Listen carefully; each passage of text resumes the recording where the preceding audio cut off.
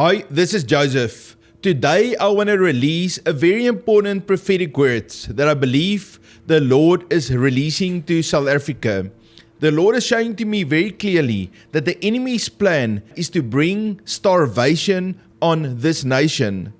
To counter that starvation, the Lord is bringing revival. He's opening up His heavens and He pours out His blessings on His servants, and then from His servants' hands, the blessing flows into the land. The enemy's key principality, demonic spirit that he used to bring starvation is racism. Now it's very important for us to know, racism is a demonic spirit. It's a stronghold. It manifests in many ways.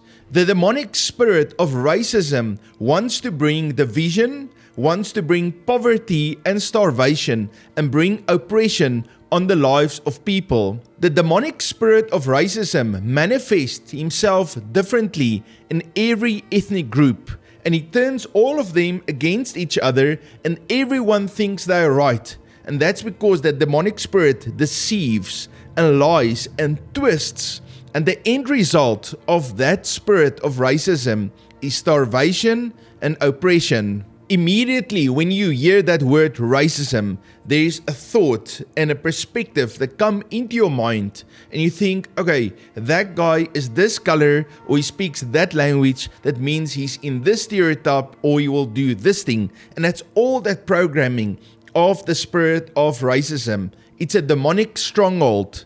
And the Lord is calling on the church in South Africa to bring down, to cast down that principality of racism, because that will break the hold of the Python spirit that squeezes out all the resources in this nation. Satan set a trap for this nation, and unfortunately South Africa stepped into that trap.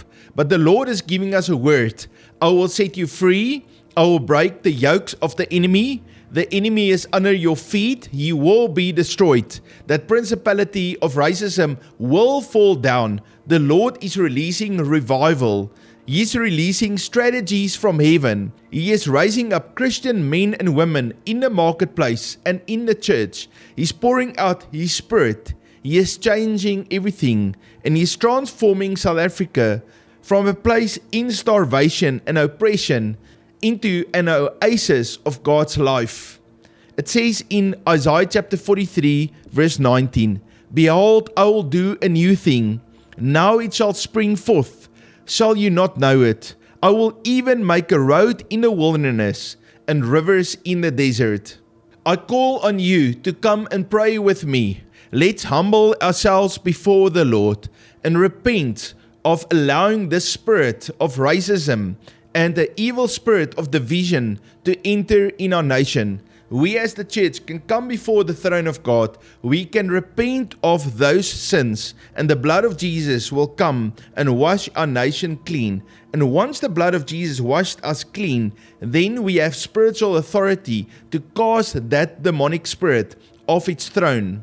Galatians chapter 3:28 says, "There is neither Jew nor Greek, there is neither slave nor free, there is neither male nor female, for you are all one in Christ."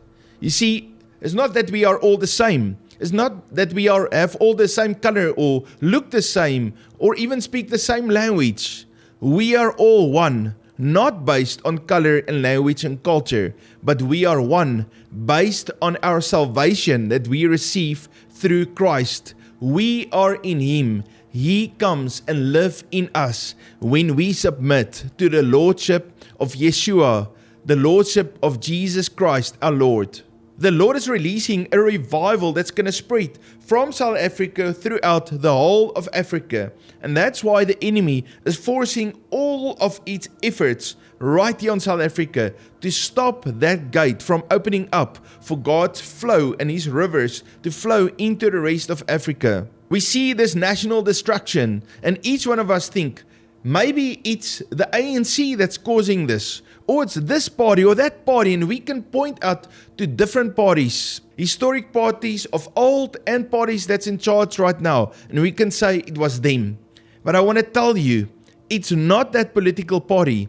It's a demonic principality that took hold of the government and enforces its racism and division into this nation to bring starvation and oppression.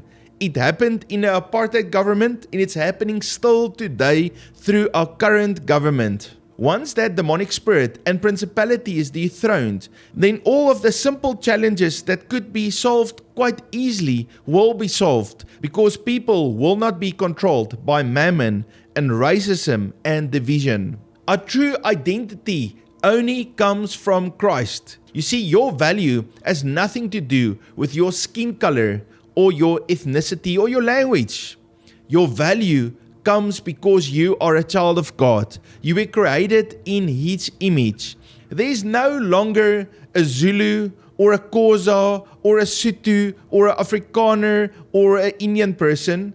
No, we are all one in Christ. We are children of God. We are all washed clean by the blood of Jesus, and we are in His kingdom. Yeshua is Lord of South Africa, and when we submit ourselves to Him, then we come underneath His Lordship and His blessings on our lives. Ephesians chapter 4 verse 3 says, "Endeavor to keep the unity of the Spirit in the bond of peace." When South Africa unites, revival will pour out and increase even more than we see it already today, and there will be a mighty rush of God's fire throughout all of Africa to bring salvation to Africa. And I want to say, Africa shall be saved.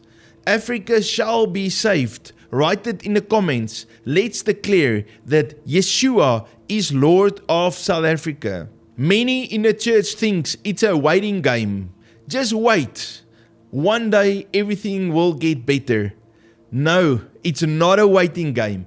It's a spiritual battle. I want to read you the scripture in Luke chapter 10 verse 19. "Behold, I give you authority to trample on serpents and scorpions and over all the power of the enemy, and nothing shall by any means hurt you." The Lord is calling us as children of God to take our authority and to trample on serpents and scorpions. That racism spirit, that spirit of division, that spirit that brings lack and starvation and poverty in South Africa has to be cast down. We as children of God has to bring those principalities underneath our feet and declare that Yeshua is Lord of South Africa. South Africa, you shall live, you shall be restored, and heaps of abundance will be released on you. I want to end with this idea. Racism is not an option, it's a sin. If we show partiality in any way, in any direction, we are committing a sin before the Lord. If we put more value on one person than another person, doesn't matter if it's from white to black or from black to white, we are committing a sin. It says in the scripture in James chapter 2, I'm going to read verse 1 and 9, "My brethren, do not hold the faith of the Lord Jesus Christ, the Lord of glory, with partiality." In verse 9, "But if you show partiality, you commit sin and are convicted by the law as transgressors." The Lord is clearly commanding us in His word not to show partiality. Are we allowed to acknowledge and celebrate our differences? Absolutely. But it's a key how we acknowledge our differences.